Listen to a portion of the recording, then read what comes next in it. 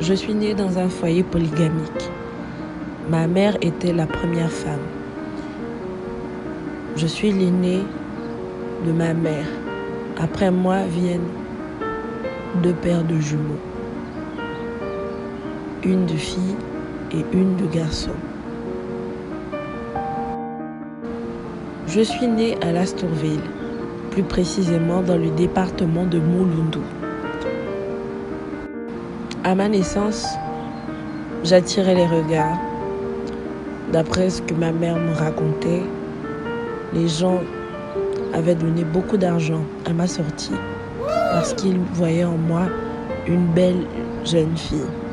Et ils n'avaient pas tort parce que quelques années après, lorsque j'ai eu mes 15 ans, des demandes en mariage se succédaient. Et bizarrement, je les refusais toutes.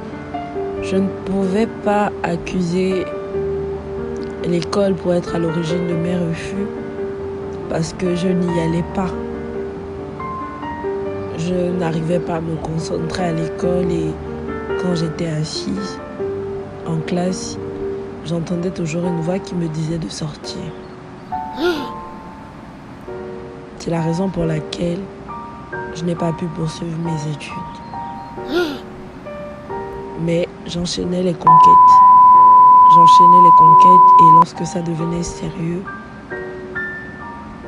mon cœur noircissait automatiquement et je valsais la personne. Si bien que à mes 16 ans, j'ai attrapé ma première grossesse. C'était le déshonneur. Mes parents étaient déçus de moi parce que j'avais refusé toutes les offres intéressantes de mariage. Parce que justement, leur seul espoir, pour moi, c'était le mariage, étant donné que j'avais abandonné les études. Mes parents espéraient au moins que je me marie. Parce que pour eux, ma seule porte de salut était le mariage. Et bizarrement, les choses n'allaient pas en s'améliorant. Parce que justement, la venue d'un enfant venait en fait compromettre toute mon existence. Voilà, parce qu'un enfant, il faut le nourrir, il faut l'habiller, il faut le loger. Voilà. Et inutile de préciser que mon père venait de me mettre à la porte. Donc, il fallait que je me mette avec quelqu'un justement pour m'aider à survivre avec cet enfant. Donc, le père de l'enfant s'investissait et tout allait pour le mieux. Mais bizarrement, je ne pouvais plus supporter d'être avec lui. Il était trop gentil. Vous me prendrez sûrement pour une folle, mais justement, je ne supportais plus d'être avec lui. Sa gentillesse m'étouffait. Voilà. Et j'avais trouvé une autre porte de salut. C'était un homme, un pétrolier. Voilà, donc il m'a offert un gîte et un couvert. Tout allait aussi pour le mieux. Jusqu'à ce qu'il gâche tout en faisant sa demande en mariage. J'avais 19 ans. Donc, je n'avais aucune envie de me mettre en ménage. Et j'ai aussi dû le quitter et malheureusement, j'étais enceinte de mon 2e enfant. Et j'avais trouvé encore un autre homme, justement, avec qui me mettre en ménage. Et inutile de vous préciser ce qui a fait qu'on se sépare. Ce n'est pas qu'il ne m'aimait pas, mais comme les autres, il est devenu trop gentil, l'histoire devenait trop sérieuse et il fallait qu'on se sépare. Et cette fois, c'était le choc parce que j'attendais des jumeaux et je m'apprêtais encore à aller dans une autre relation.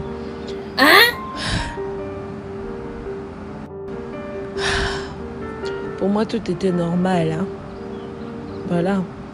Donc, pour moi, c'était juste ça sur mon destin parce que apparemment, mon esprit avait un problème avec l'engagement. Pour moi, tout était normal jusqu'à ce que je rencontre Morima. Morima était l'homme de ma vie. Avant lui, je n'avais jamais aimé. Et je me retrouvais avec 4 enfants au compteur à 25 ans seulement. Morima était mon rayon de soleil. Et je voulais vraiment rester avec lui. Et Morima aussi m'aimait. Donc naturellement, on s'est mis ensemble et il m'a fait sa demande. Et chose étrange, je ne pouvais plus rester avec lui. Je ne l'ai pas quitté. Il m'a quitté. Il est mort. Quelque temps après notre mariage. Il a été renversé par une voiture en allant acheter du pain.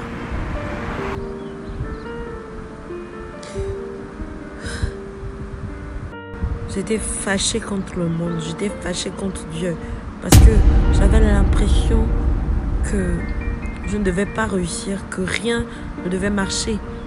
Je ne savais pas pourquoi je rejetais tous ces hommes. Je ne savais pas pourquoi les choses se passaient toujours ainsi. Personne ne me comprenait et on me traitait de chienne. Et c'était horrible. J'en avais jusqu'à assez. C'était trop pour moi. J'avais même décidé de me donner la mort. Tellement je n'en pouvais plus. J'étais la honte de la famille, la risée de tout le monde. Et mes petits frères aussi, c'était la même chose. Les 2 paires de jumeaux, d'autres étaient des voleurs, d'autres étaient dans les placements. Ça faisait beaucoup. Ma mère avait la tension, elle ne supportait pas tout ça. Et un jour, ma tante m'a appelée. Et je pensais que c'était un appel comme les autres. Et comme elle insistait, je suis partie, sans trop savoir pourquoi. Et là-bas, grande a été ma surprise. Parce que ma tante, elle était malade. Non seulement elle vivait d'abord dans un château, une très grande maison, et tout avec domestique. Et dans le temps, elle ne m'avait jamais appelé. Et cette fois, elle m'avait appelé et puis elle tenait à ce que je vienne avec mes autres frères et sœurs. Et une fois dans sa chambre, qu'est-ce qu'elle nous sort? Elle demande pardon et elle prend ma main et me dit qu'elle est à l'origine de mon état.